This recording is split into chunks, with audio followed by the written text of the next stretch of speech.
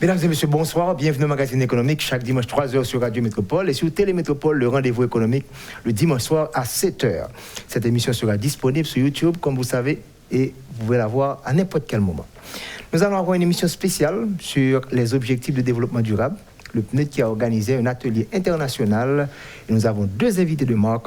Monsieur Monsef Benyamna, qui est maire de la ville de Médénine, de Tunisie, et monsieur Johan Krasnitzer, qui est du PNUD de Bruxelles, coordonnateur international. Monsieur, merci d'avoir répondu à l'invitation. Monsieur le maire. Merci beaucoup, merci pour cette invitation. Je suis très ravi d'être parmi vous. Monsieur le coordonnateur. Merci beaucoup aussi. Très intéressé dans cette discussion. Et je suppose que j'ai une bonne combinaison, la théorie et la pratique. C'est la théorie et la pratique. Commençons avec la théorie. Pourquoi cet atelier sur les objectifs de développement durable? Et c'est quoi les objectifs de développement durable? Ça, c'est une grande question. Mais les objectifs de développement durable, en général, je sais que Haïti s'est très engagé sur ça déjà, mais on parle de la localisation. On parle comme ce concept de la durabilité, de les objectifs qui sont universels, touchent aussi le peuple, touchent les municipalités, touchent tous les gens normaux qui vivent dans son municipalité. Ça, c'est un peu des choses très pratiques. Et c'est un grand engagement global sur comment nous voulons nous développer ensemble dans le monde, dans les planètes, mais même maintenant, comment ça vraiment peut territorialiser, comment ça peut toucher la population normale. Un peu d'histoire, on est passé des objectifs du millénaire pour le développement vers les objectifs du développement durable. Est-ce que les Nations Unies étaient satisfaits des OMD pour passer aux ZDD? Écoute, on a vu les avances avec les OMD.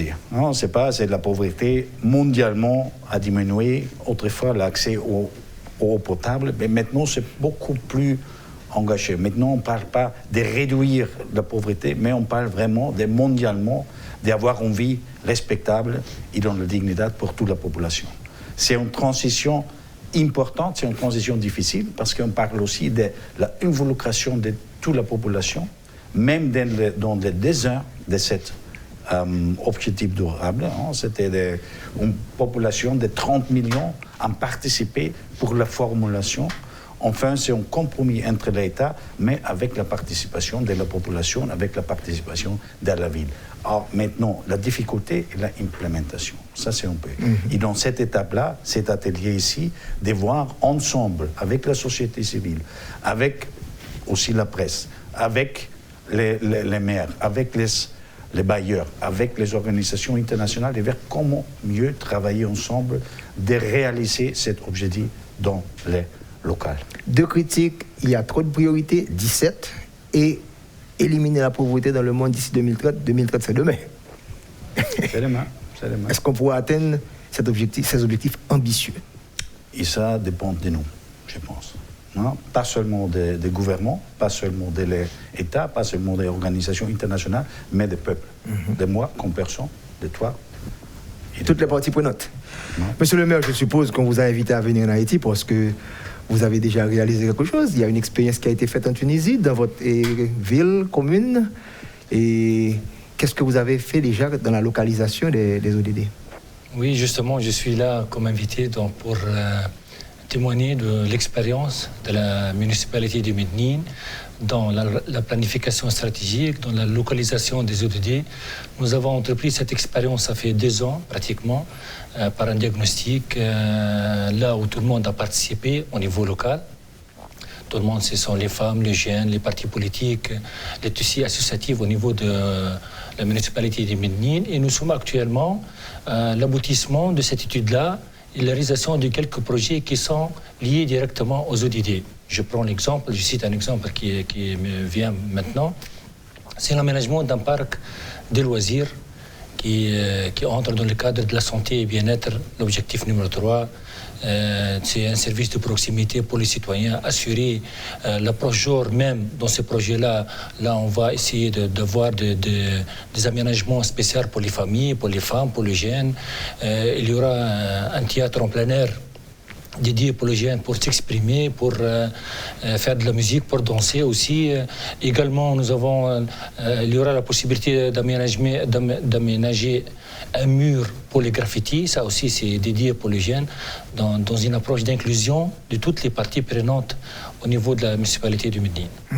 L'expérience de la Tunisie au niveau des du millénaire pour le développement et cette transition vers les ODD, comment ça a été, même si vous n'étiez pas maire à l'époque peut-être? Oui, en fait, il y a quelques mois, c'était en juillet 2019, la Tunisie a présenté volontairement son rapport à l'ONU, donc c'était en juillet, et parmi les 43 pays qui ont adopté les ODD, elle était classée première. Donc voilà, on est dans une stade un peu avancé, on essaie comme je l'ai dit, on essaie d'aller vers des projets d'action concrètes là où les ODD sont réellement respectés et se manifestent au niveau local. Donc, la Tunisie, elle a un bon schéma qui a été fait déjà avec les ODD, mais il reste encore des choses à faire, surtout au niveau local. Je suppose qu'il y a une certaine pression sur vous avec les ODD parce que vous devez délivrer quelque chose maintenant, de meilleurs services publics. Donc, lorsqu'on va localiser, ce n'est pas au gouvernement central. Et comment est la relation entre le gouvernement central et le gouvernement municipal chez vous? Justement, donc, l'application des ODD, ça nécessite une déconcentration au niveau de tout ce qui est administration et une délocalisation pour tout ce qui est prise de décision. Donc, la décentralisation, on est à un stade avancé, donc toutes les administrations, elles sont représentées au niveau local. Ce qui reste le chemin à faire, c'est la décentralisation, donc donner réellement les outils aux régions pour prendre des décisions adéquates, décisions qui reflètent les attentes des citoyens, qui sont basées sur les potentialités existent. Malheureusement, jusqu'à maintenant, on souffre d'un manque des moyens humains, de compétences au niveau local. Ça, c'est un grand défi. Et aussi au niveau de budgétisation, parce que le commune, il faut comprendre qu'actuellement, on souffre au niveau de budget. Donc, on essaye, avec le central, d'avoir plus d'opportunités, plus de moyens pour concrétiser ces objectifs-là. Monsieur Katnisser, je suppose que vous avez une grosse base de données, c'est l'avantage des Nations Unies. Vous avez la possibilité de faire du benchmarking, de l'évaluation comparative. Comment ça, 5 ans déjà, il nous reste 10 ans. Si on fait une évaluation, à quel point on est au niveau des ODD? Alors, nous sommes dans un bon chemin, je dirais, mais il manque beaucoup de faire. Il manque beaucoup de faire parce que, simplement, je pense qu'il y a une certaine volontarité sur les ODD, sur l'implémentation. Ça reste avec les différents États. Les Nations Unies donnent les cadres, ils appuient à l'implémentation, mais il y a certaines situations géopolitiques, des conflits, des désastres naturels et tout ça, qui n'est pas dans la réalisation de los ODD. Mais qu'est-ce qu'on voit vraiment? Je pense qu'aujourd'hui, il y a une consensus, une volonté de la plupart de l'État de vraiment d'avancer dans les contextes qu'il y a. Et ça, c'est positif. Non? Je ne pense pas qu'on va réussir à 2030 d'avoir accompli tous, mais nous sommes dans un chemin qu'on peut continuer après. C'est un processus. Les ODD, c'est un processus de voir les processus démocratiques, les processus de développement, de revisiter comment on s'est développé ensemble. Et ça, c'est la grande révolution de ce processus-là.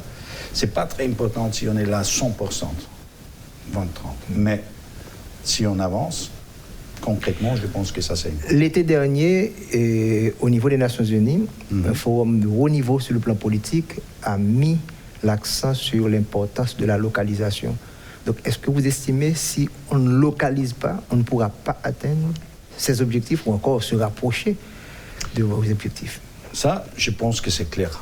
C'est complètement clair. C'est clair que sans les actions au niveau local, on ne va pas atteindre les ODD. La OECD, par exemple, estime que 88% des ODD doivent être réalisés au niveau local. Alors, maintenant, on a, comme on a discuté, on a beaucoup de problèmes relationnés à la décentralisation, à la capacité des autorités locales, mais même à la société civile, les secteurs privés au niveau local. Il faudra travailler ensemble, il faudra mettre en place un cadre institutionnel qui laisse tous les les preneurs travaillent ensemble. Ça, c'est sans la localisation, on ne va pas réussir. Mais on avait une certaine inquiétude du côté du maire qui nous disait que le budget.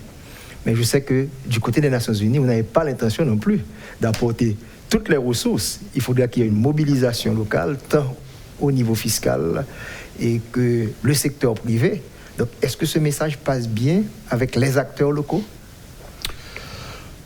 Écoute, ça c'est une chose que c'est un peu indépendante des ODD, je pense, parce que la question de la décentralisation fiscale, c'est une question importante, qu'il faudra travailler sur cette chemin-là, mais il y a des autres modalités à travers on peut vraiment appuyer l'implémentation. C'est par exemple faire la coopération plus efficace, coordonner, élaborer les politiques cohérentes qu'on a.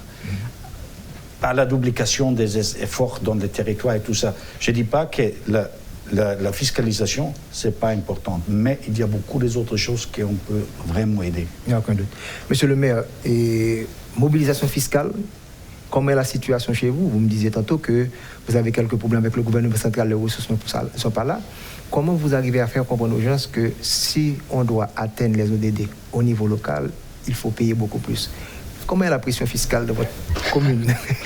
C'est facile de mobiliser des fonds chez vous? En fait je peux qualifier ça, c'est un problème à l'échelle mondiale. Donc, la fiscalisation au niveau local, elle est en train de souffrir réellement. Donc, en tant qu'ensemble de maires au niveau de la Tunisie, on a sollicité du gouvernement, du ministère des Finances, de donner la possibilité aux communes d'avoir un pourcentage des taxes de circulation. Ça, c'est une taxe qui vraiment peut rapporter beaucoup d'argent au niveau des collectivités locales et aussi une partie de la TVA locale. Toutes les opérations qui sont faites sur le territoire d'une municipalité doivent rapporter au moins un pourcentage. Parce quelles sont les sources de revenus dans votre commune? Qu'est-ce qui vous permet d'attirer de l'argent? En fait, actuellement, nous avons des taxes sur les habitations, des taxes sur les titres fonciers. Nous avons ça ne rapporte pas beaucoup d'argent, mais nous avons quelques boutiques, quelques espaces qui ont été loués et qui appartiennent à la municipalité.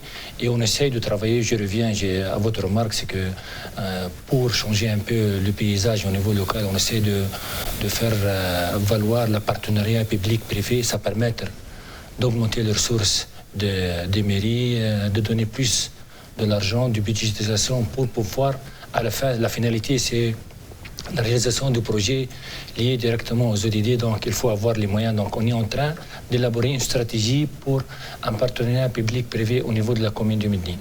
Donc, vous mettez des impôts tant sur l'habitat que sur le foncier? Oui, donc il y a deux axes. Les deux. Ah ouais? Oui. La France est en train de laisser un petit peu le foncier. Hein? Ah oui. On vous laisse avec l'habitat. Et il y a des dons maintenant venant du gouvernement central, c'est la deuxième source. Oui. Est-ce que comme maire, vous avez la possibilité d'emprunter de l'argent? Est-ce que vous avez Bien sûr. cette autonomie chez vous? Ah oui, ça existe. Nous avons une caisse de prêt dédiée aux communes.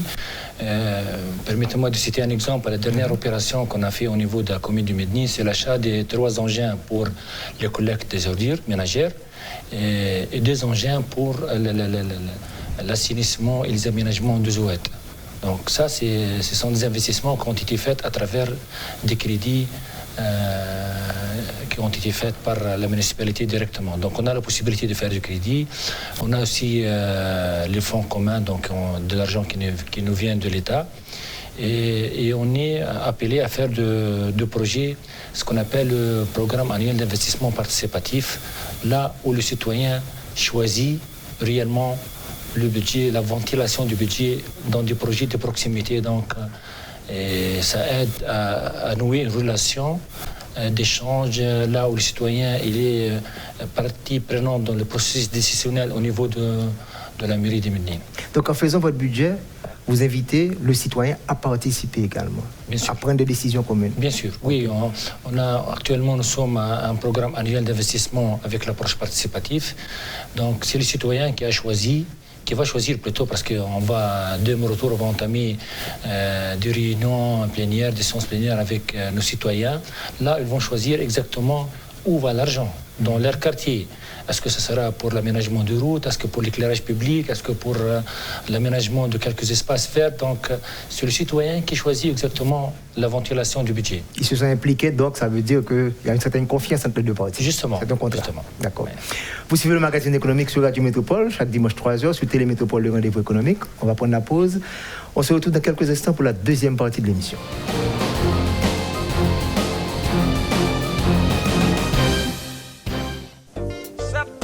Mettez pour mettre, bipiti 50 000 gouttes. 7%. Apprenti temps ou bénéficier 7% obligé. Allez, oh, Carole, sans régler comme ça même, pas voir du tout. Ah, activité fait pas temps. Au contraire, son petit temps prend là pour venir renouveler obligation BRH moyen. On entendait parler de obligation BRH. Qui s'allie même? Obligation BRH, c'est un produit banque centrale mettez sous marché pour faire l'argent fait petit. C'est pour que pour pipiti 50 000 gouttes pour qu'à mettre dans l'obligation BRH. Cap rapporte 7% intérêt chaque année. 7% intérêt chaque année? Ça bon net, oui. Et bien, son petit dollar, je vais l'acheter pour me serrer, oui, Fanny. Ah, pas jouer nos machins. Qui a fait acheter dollar serré ça? S'il descend ou bon, s'il monte, BRH a mettre un petit plus sous 7% là. Qui donc, pas de perdu nos machins. D'ailleurs, c'est renouvelé, renouveler l'obligation BRH là pour 3 mois. Et puis, qui compte exactement ma jeune produit ça? Vous avez dans toute banque, à toute coopérative qui est dans la fédération, et dans l'autre institution financière. Eh bien, avec l'obligation BRH, tout j'aime gagner. Ou fin parler, Carole, malé. Kounia, gen plus avantage toujours l'entrée dans l'obligation BRH. Si vous faites le fait 3 mois, BRH a boss 7% intérêt. Si c'est 6 mois, intérêt à 7,25%. Et puis, si quoi vous faites une année dans l'obligation BRH, vous avez 7,50% intérêt sous maman l'argent. Mettez pour mettre. Les campés à côté, la défense était là, la fais à faire marcher, toujours Jean ou tablé, ou toujours faire confiance, passer le bas aux performances, ou satisfait sans mot, l'op ses clients Sogé Bank, toujours bas côté mes amis, Sogé Bank, toujours bas côté, Sogé Bank, toujours bas côté mes amis, Sogé Bank, toujours bas côté, Sogé Bank.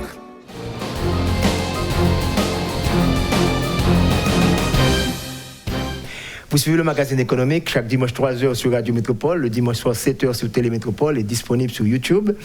Deux invités internationaux, M. Monsef Benyamna, c'est le maire de Medellín, de la Tunisie, et M. Johan Krasnitzer, qui est un consultant international au niveau du PNUD coordonnateur. Donc, c'est votre première visite en Haïti? C'est la première visite, oui. Et comment 3 jours d'atelier, c'est assez lourd. Comment ça a été? Les participants, vous avez évalué les participants? Comment ça... Non, c'était très intéressante, mais malheureusement, j'étais engagé tous les jours dans des ateliers et je n'ai pas vu rien. Bon. Ça, c'est un peu la réalité. C'est le tourisme de conférence. À l'hôtel et vous aurez à revenir peut-être une nouvelle fois. Mais qu'est-ce qui vous a frappé dans les échanges? Je sais qu'Haïti a choisi 9 priorités. Est-ce que vous avez analysé ces priorités parmi les 17? Qu'est-ce que vous en pensez? Écoute, je dirais que premièrement, c'est la responsabilité et les droits d'un gouvernement de choisir les priorisations. Il y a une flexibilité. Exactement. Il y a une flexibilité, mais c'est important de ne rester pas seulement avec les 9. Hein. On peut dire que c'est une priorité, mais on adresse aussi les autres parce que c'est une intégralité. C'est ça. Les ODD sont indivisibles. Hein. Ça, c'est un principe fondamental. Mais... De votre expérience, est-ce qu'il y a des pays qui prennent jusqu'à 15 ou encore les 17? Encore le cas d'Haïti, est-ce qu'un cas inédit pour vous? Non, normalement, les pays au niveau national, ils travaillent sur la totalité des ODD, ont des localités. Il y a la sélection parce qu'il dit qu'on n'a pas la capacité, ne touche pas la mer dans une petite ville, dans l'intérieur, une chose comme ça. Non, ça c'est clair. Mais je pense que ça, c'est un des principes fondamentaux. Il faudra travailler parce qu'ils sont intégrés. Hein. Les défis qu'on a dans le développement sont des défis vraiment complexes. Il faudra regarder tous ce qu'on a. Mais ça demande beaucoup plus de ressources. Oui, c'est vrai. Ça, Monsieur le maire en Tunisie, qu'est-ce que vous avez fait comme choix? Vous avez pris les 17 ou encore vous avez réduit vos ambitions? En fait, au niveau local, on peut pas travailler sur la totalité de cet objectif. C'est un arbitrage qu'on doit les faire par rapport à notre position géographique, par rapport à notre priorité, par rapport à nos budgets même. Qu'est-ce qu'on peut faire exactement, mais le choix doit être fait par toutes les mairies, c'est important. Donc, et ma présence ici, je vais ouvrir une parenthèse, ma présence ici, ça reflète la philosophie même des ODD. On agit localement, mais on pense globalement. Donc, le maire du Mednine, ici en Haïti, avec les maires et les mairesses de Haïti, donc on échange, on perçoit qu'on a pratiquement les mêmes soucis, les mêmes défis, les mêmes contraintes. Donc, ça, c'est important de voir l'expérience. Ça a été très riche pour moi, l'atelier de 3 jours. Vraiment, j'ai beaucoup appris à partir des interventions, de remarques qui ont été faites par mes collègues au niveau des maires et mairesses de Haïti. Les défis sont les mêmes, les contraintes sont les mêmes. La planète elle nous réunit tous donc avec les mêmes soucis. Les problèmes qui sont à Mednine, on peut les résoudre à travers notre mini qui trouve en Europe, en Asie, en Amérique. Donc à travers l'échange, c'est vraiment très fructueux et très riche. Quand on parle de Mednine, quelle population, quelle superficie, le budget, donc, le chiffre c'est quoi? Oui, Mednine, c'est une ville qui se trouve au sud-est de la Tunisie, qui s'étend sur une superficie de 98 000 hectares, avec une population aux alentours de 110 000 habitants, une économie diversifiée liée à l'agriculture, liée à les matériaux de construction, et principalement, le commerce. Donc, c'est une ville de service. Toutes les administrations publiques y sont, et ils ont leur siège au niveau de la commune de Mednine. Et une population de jeunesse, beaucoup de jeunes, des femmes aussi. Donc, d'ailleurs, je me rappelle de des chiffres très déterminants pour nous au niveau de la préparation de l'étude de la stratégie de ville de Mednine dans le cadre de la planification. Donc 46% des participants, ce sont des femmes, et 52%, ce sont des jeunes. On ne peut pas bâtir une vision d'une ville sans avoir le concours de toutes les parties, surtout les jeunes. Quelles sont les principales tâches de maire au niveau de Mednine? Qu'est-ce que vous avez à faire? Pratiquement tout. Vous gérez des problèmes, certainement. Ah oui. Mais comment c'est bien défini? Est-ce que vous êtes décentralisé chez vous? Qu'est-ce que vous avez à faire? Justement. En fait, sur le plan institutionnel, sur le plan loi, donc nous avons le code de la collectivité locale.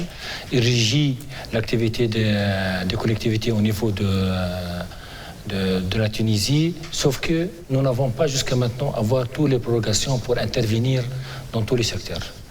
Donc, tout ce qui est enseignement, tout ce qui est santé, on ne peut pas intervenir jusqu'à maintenant. L'éducation n'est pas non. au niveau communal? Non, on ne peut pas. On intervient uniquement dans l'environnement externe des établissements scolaires, primaires, secondaires ou bien universitaires. Mais à l'intérieur, on peut le faire à travers des clubs, à travers des activités culturelles, sportives, mais pour gérer, entrer dans la budgétisation, entrer dans l'orientation, donc c'est encore au niveau central. Est-ce que nous avons les points communs? Paris, Tunis, Port-au-Prince, la forte centralisation et très peu de pouvoir à la base. Ah oui, si j'ose de qualifier ça, c'est une maladie internationale. Donc, c'est très difficile de laisser le pouvoir, de laisser les décisions aux autres. Malheureusement, c'est un héritage un peu lourd, mais on est en train de construire une nouvelle génération de communes et de mairies au niveau de la Tunisie. Et on espère que les prochaines années, ça va être un peu différent. Donc. Il y a combien de communes chez vous? Il y a 350 communes dans toute la Tunisie. Donc. Okay. Et au niveau de mon gouvernorat, il y a 10 communes. On n'est pas encore au niveau de la France avec les 30 000 communes. Oui. On a des points communs certainement. Et 350 communes, donc, et avec une association de maires, une fédération de maires? Oui, la fédération tunisienne, la fédération nationale du ville tunisien, donc c'est pareil comme chez vous. Donc il y a une fédération qui régit la relation entre les communes. Elle est porte-parole des communes, elle défend les intérêts de la commune. Donc il y a beaucoup de femmes mairesses aussi. Donc la loi nous oblige dans les élections de présenter des listes 50% des hommes, 50% des femmes, là où l'aspect genre est respecté. Donc même le conseil municipal au niveau de la ville de Medellín est composé 36 élus, donc 18 femmes et 18 des hommes. On travaille ensemble. Notre conseil est représenté de 9 partis politiques et indépendants, des listes indépendantes. Ce qui nous réunit, ce qui nous commun, c'est les intérêts de cette ville-là, les problématiques de cette ville-là. Il y a beaucoup de problèmes, comme vous l'avez dit, on est en train de gérer les problèmes de tous les jours. Et on a beaucoup de défis à faire et on espère bien réussir. C'est ça. Monsieur Katnissé, on doit revenir à cette grande base de données. Vous avez au niveau des Nations Unies en général, quel pays, pour le moment, a mieux pratiqué cette localisation des ODD dans votre grande base de données? Ça, c'est une bonne question. Hein. Je veux dire, mais il y a quelques pays qui ont vraiment avancé. L'un de ces pays, c'est l'Espagne, en Europe, parce qu'ils travaillent dans un cadre institutionnalisé de niveau national, au niveau régional et après à niveau local, provincial. Donc il est important que les auditeurs puissent comprendre, les téléspectateurs, que les ODD, c'est plus de 190 pays. Ce n'est pas simplement les pays moins avancés, c'est tout le monde qui se trouve à la même table pour essayer d'obtenir ces objectifs globaux en quelque sorte. Donc l'Espagne, c'est un pays qui a fait un travail extraordinaire. Exactement. J'ai juste que vous dit que c'est très intéressant sur les ODD. Moi, par exemple, j'étais vendredi toujours dans les communes de Luxembourg, qui sont les pays plus riches qu'on a, mais dans les communes de Luxembourg, on discute la même chose. On discute comme on peut implémenter les ODD. Ils sont des différents contextes, ils ont des différents défis, mais ils sont complètement... Les défis aujourd'hui sont globaux. Alors, simplement avec la commune de Luxembourg, avec la commune de Tunisie, avec la commune d'Haïti, il y a un lien, il faut travailler ensemble pour solutionner ce programme. Et ça, c'est la grande vision qu'on a dans les ODD. On a une planète, une tâche, un défi qu'on a commun. Donc, est-ce qu'on pourrait prendre l'Espagne comme un modèle pour dire, voilà, ça ne reste pas au plus haut niveau, mais ça descend jusqu'à la base? Est-ce qu'il y a d'autres pays, je crois que vous avez discuté de... Ils viennent de la base au niveau national aussi, non? C'est les deux choses. C'est pas seulement du haut vers le bas, exactement. Mais il faut que ça remonte également. Il y a beaucoup d'initiatives qui viennent de la base, qui viennent des communes, qui viennent de la région à haut. Et ça fait une grande chose intéressante. Ça, mais pour qu'on puisse réellement atteindre des objectifs, il faut que la décentralisation soit là. Pour localiser? Écoute, sera définitivement c'est un atout si la décentralisation est là, mais il y a les différences. Si tu regardes l'Europe, par exemple, les différents pays, c'est des grades de décentralisation très différents. Alors on ne peut pas dire que la France va attendre les ODD, l'Espagne pas pour les grades de décentralisation. Je pense que ça aide la décentralisation, mais il y a aussi, ils doivent tous travailler ensemble, déconcentrer, décentraliser avec le secteur privé et tout ça. Ça, c'est vraiment de rencontrer, les mêler, les mix entre les institutions, entre les différents niveaux. Ça, c'est le grand truc. Ça, c'est le défi qu'on a. Donc, nous sommes sur cette planète Terre qu'il faudra sauver, bien sûr, avec tous les problèmes climatiques qu'il y a. Donc, les ODD devaient vous présenter une ligne à suivre, les aligner avec le plan stratégique national, descendre, puisqu'on parle de localisation, vers le plan communal, et ensuite avoir un plan d'action également, parce que c'est bien d'avoir les objectifs. Absolument. Le plan d'action est fondamental pour arriver au budget. Donc les échanges que vous réalisez avec les autorités, vous leur expliquez tout ça? S'ils avaient déjà un plan national, il faudra qu'ils réalignent tout ça pour que l'on puisse vraiment... Exactement, ça dépend complètement dans le contexte de la décentralisation, où ils sont. Normalement, on trouve les plans locaux, par exemple, non? Les plans de développement local, ils trouvent. Alors, si les plans de développement local existent, on révisait les plans à voir si ça c'est vraiment participatif, si ça c'est vraiment pour l'inclusivité, si on prend en compte tous les qui sont exclus. Alors, une certaine révision de la planification sous-même, dans le processus, et après aussi de la budgétisation.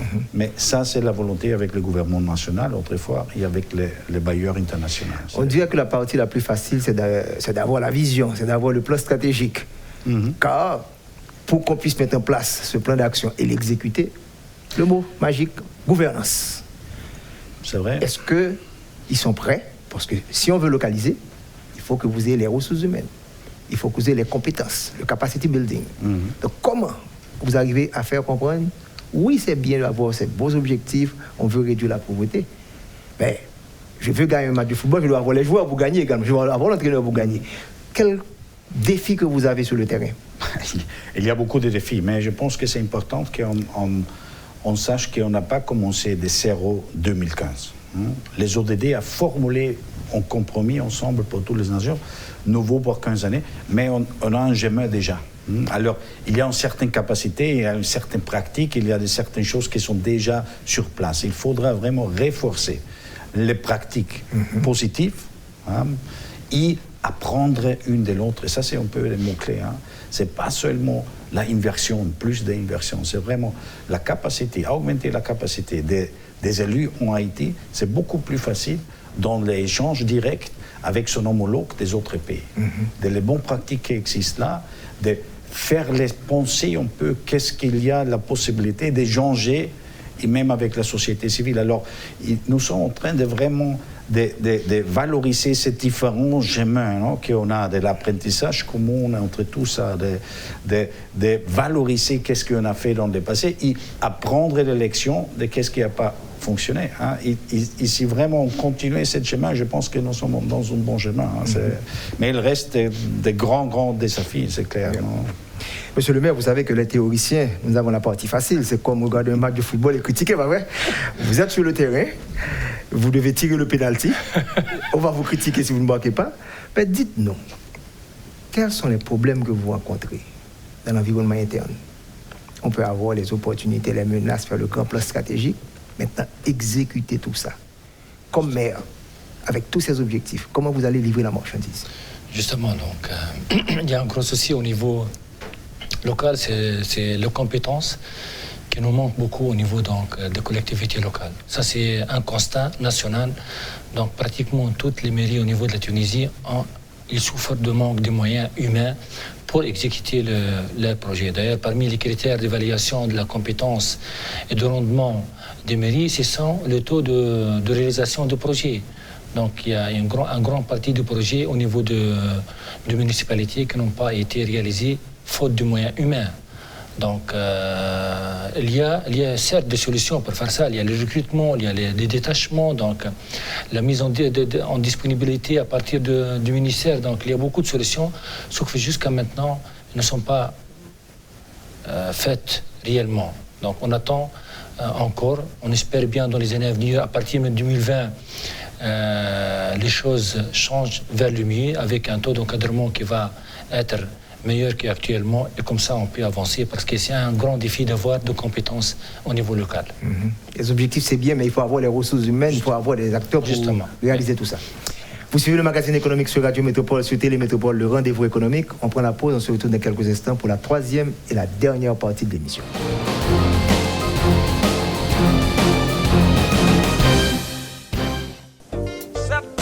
Mettez pour mettez, bipiti 50 000 gouttes. 7% à bon petit temps, ou bénéficier 7% obligé. Allez, oh, Carole, Sans régler comme ça même, pas voir du tout. ah, activité fait pas temps. Au contraire, son petit temps prend là pour venir renouveler obligation BRH moyen. On entendait parler de obligation BRH. Qui ça lié même? Obligation BRH, c'est un produit banque centrale mettez sous marché pour faire l'argent fait petit. Dès pour pipiti 50 000 gouttes, ou qu'à mettre dans l'obligation BRH, cap rapporte 7% intérêt chaque année. 7% intérêt chaque année. Ça bon net, oui. Et bien, son petit dollar, je vais l'acheter pour me serrer, oui, Fanny. Ah, pas jouer nos machins. Qui a fait acheter de la série ça? S'il descend ou bon, s'il monte, BRH a mettre un petit plus sous 7% là. Qui donc, pas de perdu nos machins. D'ailleurs, c'est renouvelé l'obligation BRH là pour 3 mois. Et puis, qui côté exactement m'a besoin de produit ça? Ou à besoin dans toute banque yo, à toute coopérative qui dans fédération yo, à dans l'autre institution financière yo. Eh bien, avec obligation BRH, tout j'aime gagner. Ou pin pas les Carole, malé. Kounia, gen plus avantage toujours l'entrée dans obligation BRH. Si vous faites le fait 3 mois, BRH a boss 7% intérêt. Si c'est 6 mois, intérêt à 7,25%. Et puis, si quoi vous faites une année dans obligation BRH, vous avez 7,50% intérêt sous maman l'argent. Mettez pour mettez. Les campés bas côté, la téfane était là, la fais à faire marcher, toujours Jean ou tablé, ou toujours faire confiance, passer le bas performance, ou satisfait sans mot, l'obs client Sogé Bank, toujours bas côté mes amis, Sogé Bank, toujours bas côté, Sogé Bank, toujours bas côté mes amis, Sogé Bank, toujours bas côté, Sogé Bank.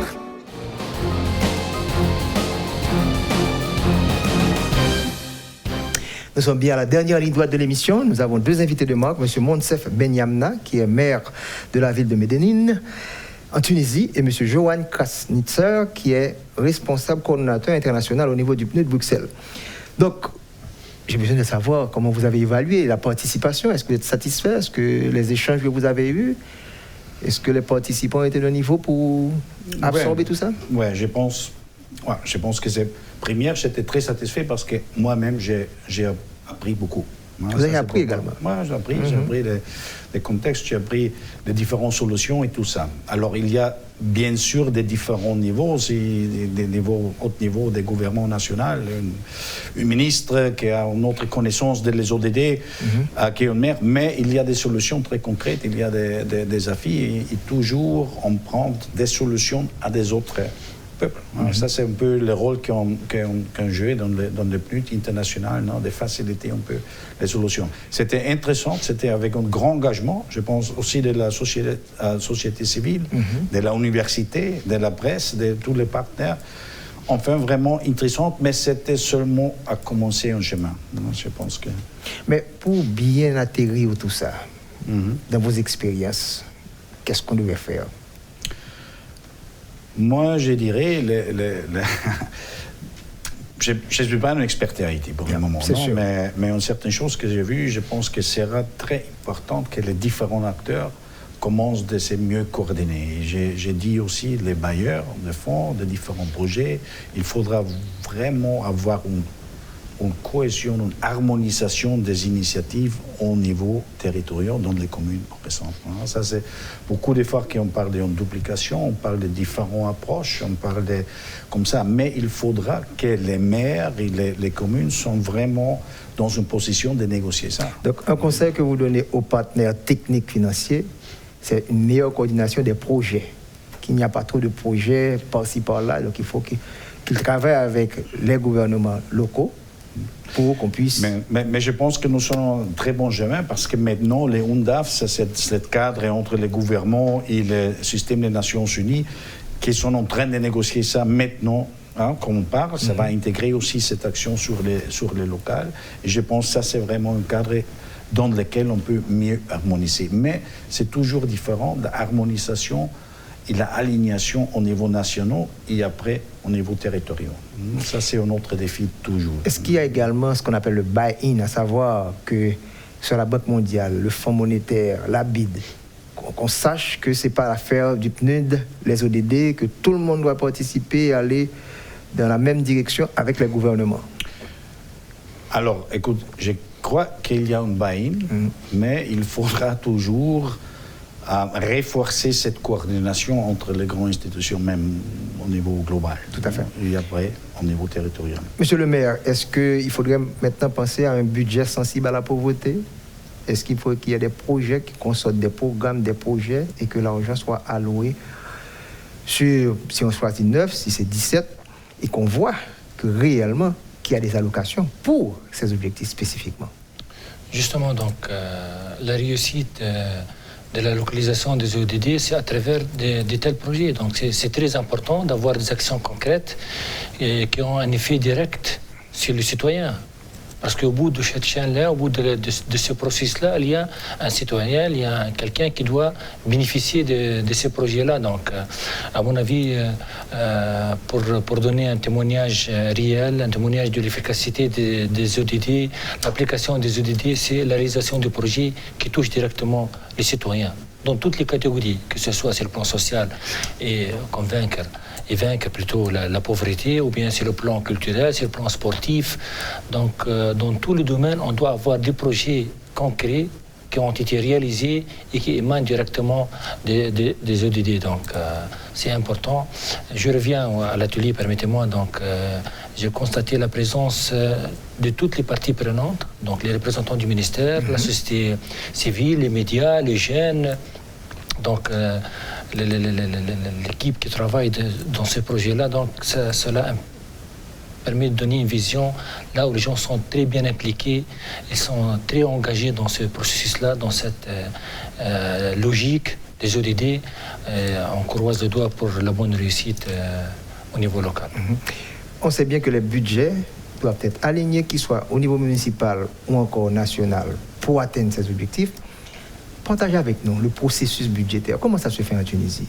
Quel est votre rôle dans le budget communal et comment vous connectez votre budget et les 300 communes avec le budget national? Comment ça se fait? En fait, la détermination du projet du budget de chaque commune s'est fait au niveau local. Donc, les élus, ont le devoir de préparer leur budget pour, je prends l'exemple de l'année 2020. Donc, on doit préparer, c'est déjà fait, doit être approuvé par le conseil municipal. Donc, il y a une partie qui nous parvient directement du citoyen, tout ce qui est taxation locale. Il y a une partie qui nous parvient au niveau central, ce sont les fonds communs qui ont alloué du ministère vers les communes. Et évidemment, il y a une autre porte de secours, ce sont la coopération internationale et le travail avec les ONG, avec les tissus associatifs au niveau de la commune de Medine. Nous avons pu réaliser, ça c'est très important à mon avis, nous avons pu réaliser quelques projets à travers de coopération et de conventions, de partenariat avec des associations au niveau de la commune de Medine. Donc c'est très important. Je cite l'exemple d'un programme de déplacement urbain. C'est une étude qui coûte beaucoup d'argent.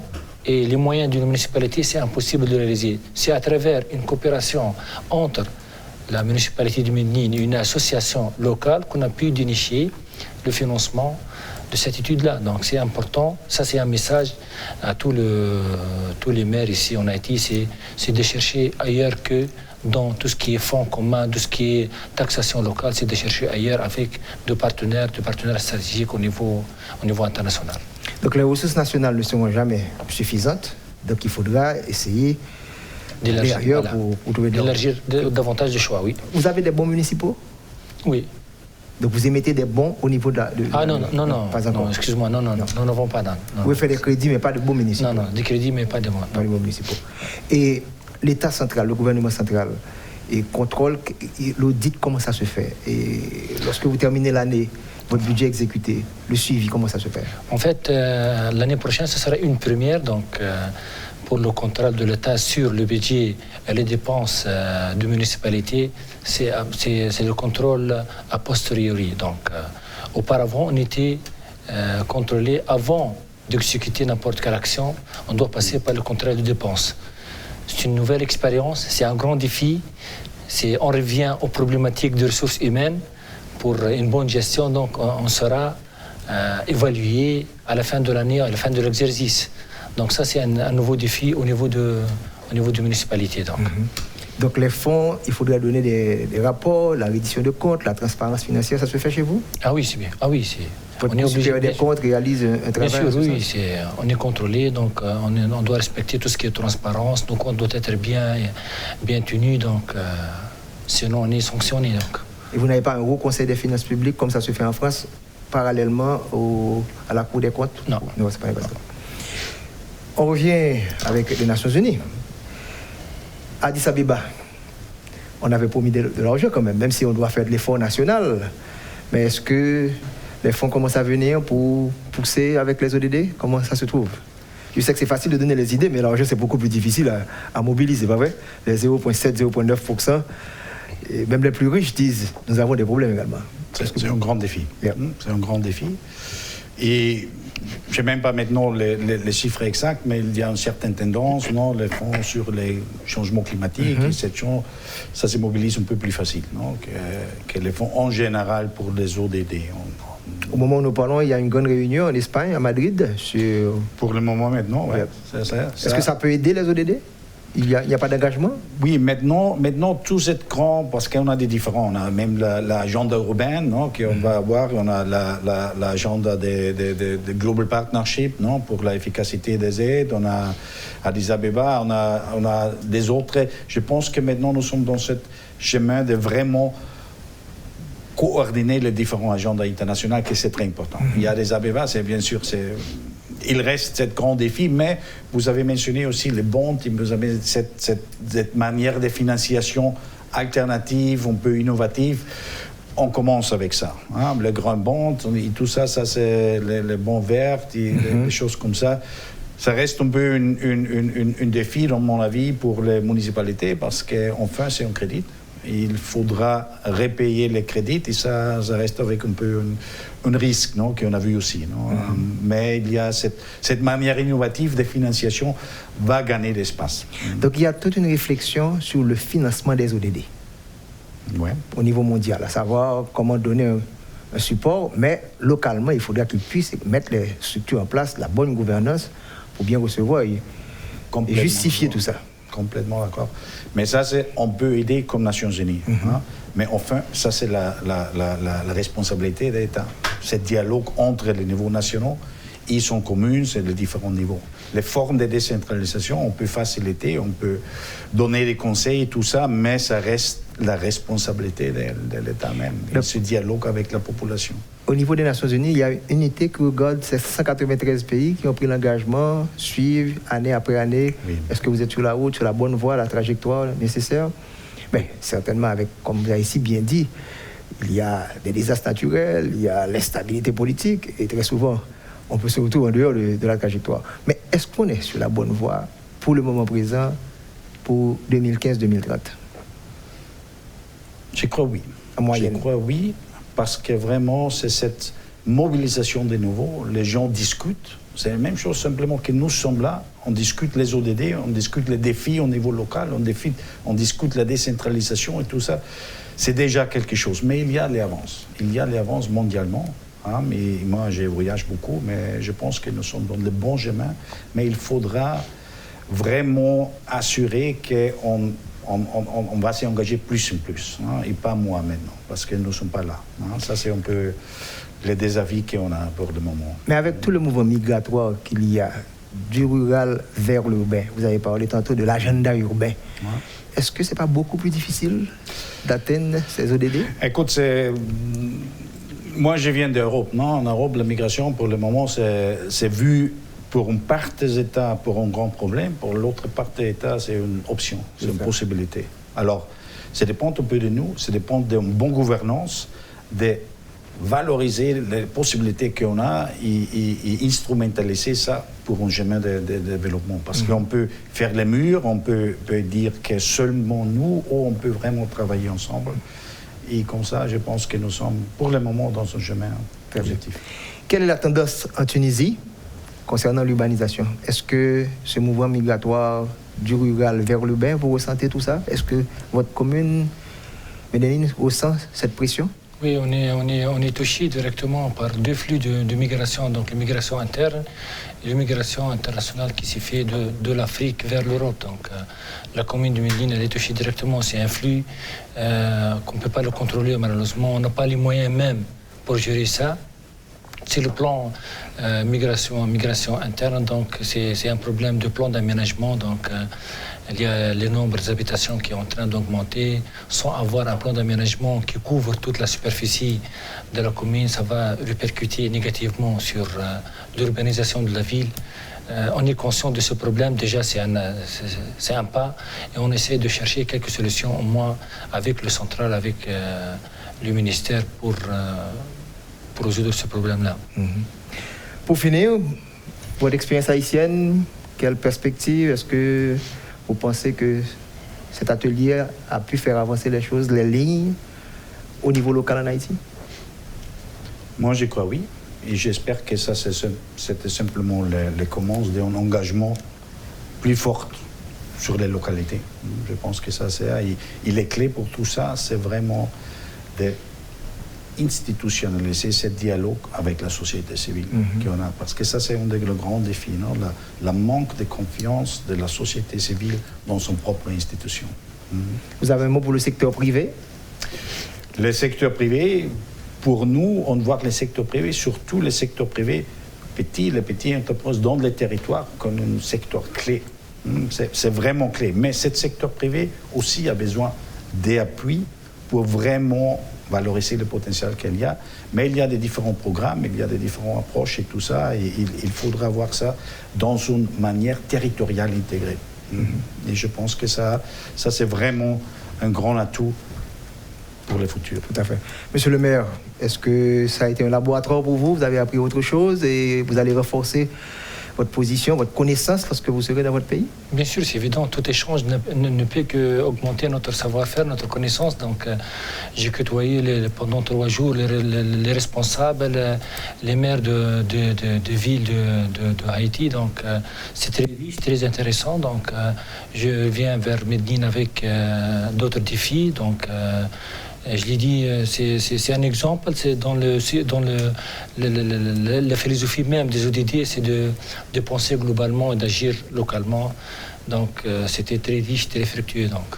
Est-ce que les maires haïtiens, quelques-uns d'entre eux, peuvent attendre à une invitation pour voir qu'est-ce qu'il y a à Medellín? Bien sûr, avec un grand plaisir. Donc, j'aurai le plaisir de recevoir donc, chez moi et de voir, c'est pas le paradis, mais on essaie d'avancer quand même et de donner un peu de belles choses au niveau de la commune de Medellín.